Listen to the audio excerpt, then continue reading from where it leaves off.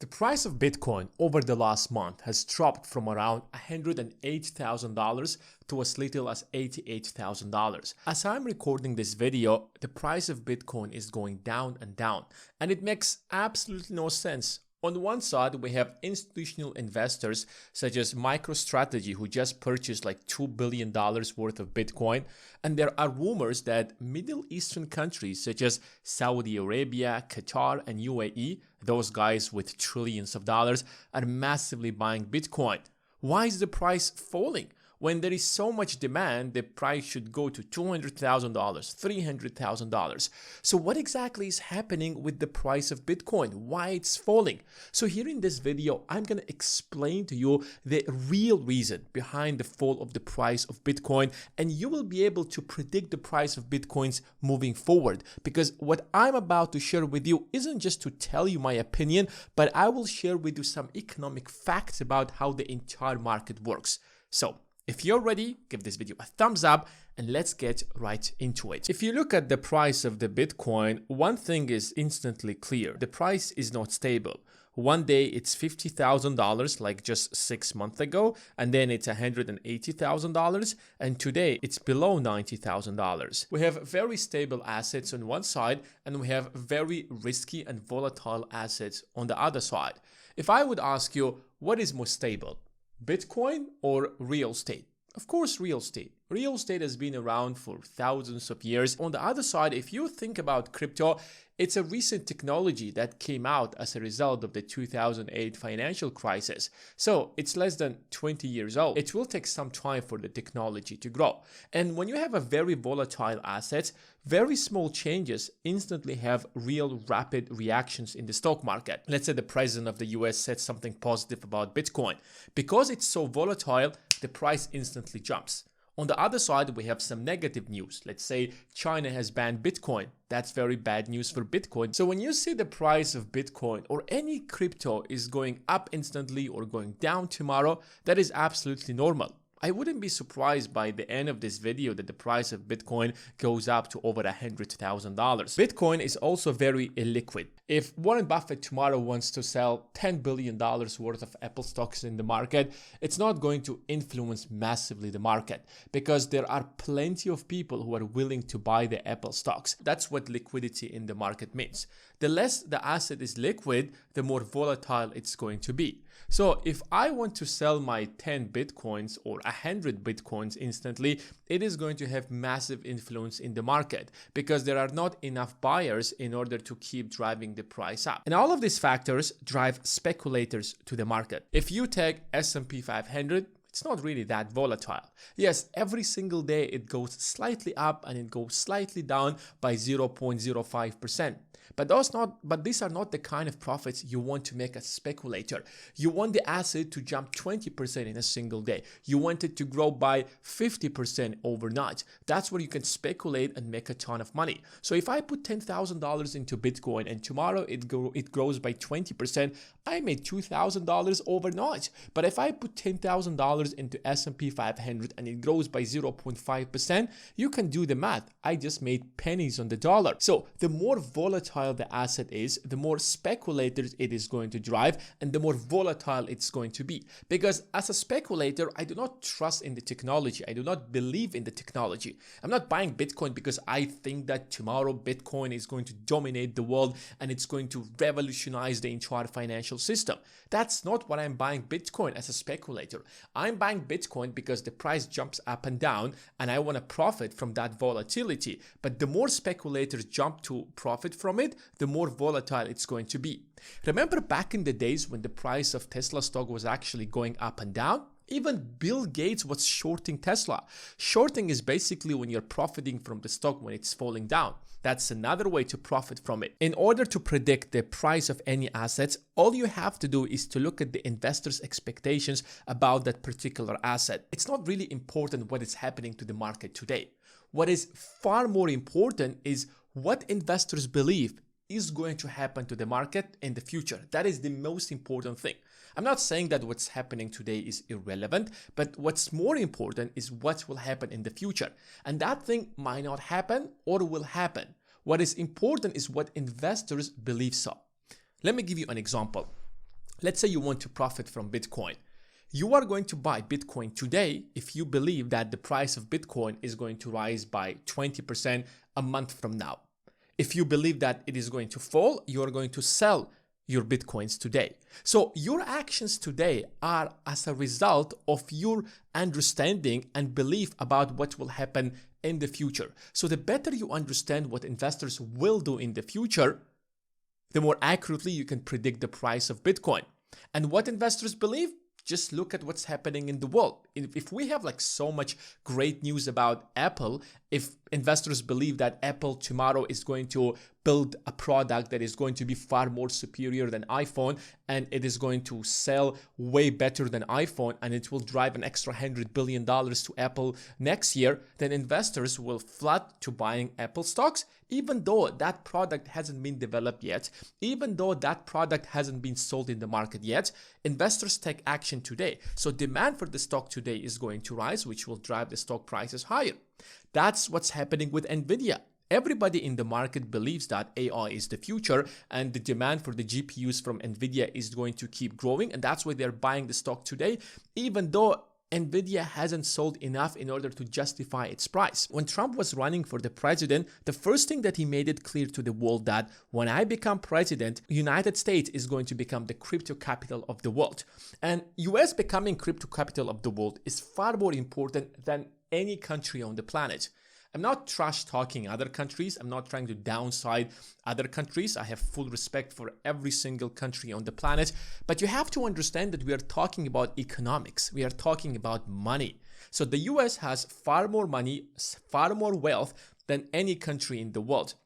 So when you're deregulating the market in the United States and making it much easier to invest in crypto, more money will be spent on crypto in the US than, for example, in a country like Argentina or Brazil or United Kingdom.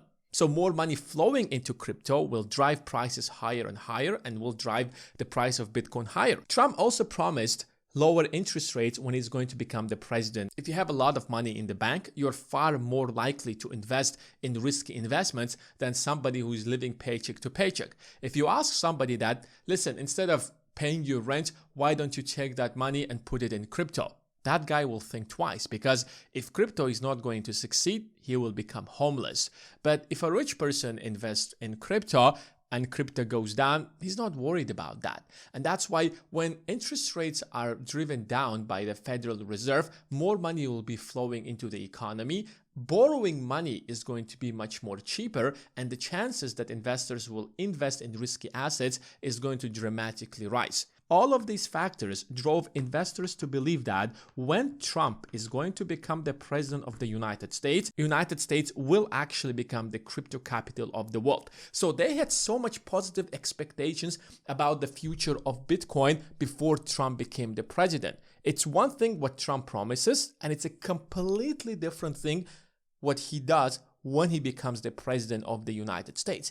And that is the difference between why price of Bitcoin kept growing in the beginning and now it's falling down. There is one thing that we all can agree about Trump. Nobody knows what Trump is going to do in the future. And that creates uncertainty. United States has different trade agreements all across different countries. It has free trade agreements with Mexico and Canada. It has really great trade agreements with the European Union, the United Kingdom, Southeast Asian countries, and that makes business much easier. And now Trump came in and he started imposing tariffs on all of these countries, claiming that those trade agreements that the United States and previous administrations have signed with the rest of the world are not fair to the United States. So either we are going to change these trade agreements or I'm going to impose tariffs like you have never seen on you. So he promised to impose like a 25% tariff on Canada, on Mexico, on the European Union. All these tariffs are creating uncertainty about the future. Because when you're imposing tariffs and you're getting rid of these free trade agreements, you're increasing the prices of everything. Suddenly, we have to change the entire supply chains. When you are building a car in the United States, do not think for a moment that everything can be built within the US. You have the engine that is being built in one country. Now, that engine, part of it is built in one country, another part of it is built in a different country. So because we have so many countries specializing in different parts of that car, and all of those parts are flowing from different parts of the world to one place and being collected and assembled in that place. So when you're imposing tariffs and getting rid of these trade agreements, suddenly bringing those parts is inefficient. Suddenly the cost of bringing those things from different countries starts rising, which will make the final price of the car much more expensive. So what Trump is doing right now is creating a lot of uncertainty about the future, how the economy is going to look like a year from now, 2 years from now, 5 years from now. Will the US have free trade agreements with Canada or not? Will the US keep buying oil and gas from Canada or not? Will the United States impose real tariffs on the European Union? What are going to be the final tariffs on China? And if there are going to be like 60% tariffs on China, what all these US companies who are bringing stuff from China are going to do? Who is going to replace China? Can these companies suddenly shift their manufacturing entirely outside China? How China is going to retaliate? All of these questions are creating uncertainty about the future. And when there are so much uncertainty about the future, investors are worried. When you are worried, you're not thinking about making more money. You are thinking about preserving the wealth that you have. When you are in a war, you're not thinking about becoming a billionaire. You're thinking about surviving. And that's why during uncertain times, investments in risky assets dramatically go down. And that's why when the Fed, for example, increases interest rates, suddenly investments in risky assets go down because we don't know how far the Federal Reserve is going to hike the interest rates. When there is war, suddenly investments in traditional assets such as real estate, minerals, and companies that specialize in utilities start rising, while investments in tech sector, where investments are much more risky, start going down. There was also a breach, a Bybit hack, where $1.5 billion worth of Bitcoin stolen. Crypto enthusiasts were shouting all over the world for the last 15 years that crypto is the safest investment that you can possibly make. And now one of the largest crypto trading platforms is being hacked, and $1.5 billion worth of crypto is being stolen by some kind of hackers. How does that impact investors' perception about the future of Bitcoin? Now, I'm not saying that Bitcoin is not safe. Of course, Bitcoin is one thing and Bybit is a completely different thing. But overall, Bybit is still one of the largest crypto exchanges in the market. When the future seems very uncertain, investors suddenly start jumping to invest their money in the safest investment possible in order to preserve their wealth. The safest investment that has been proven over the centuries is, of course, gold.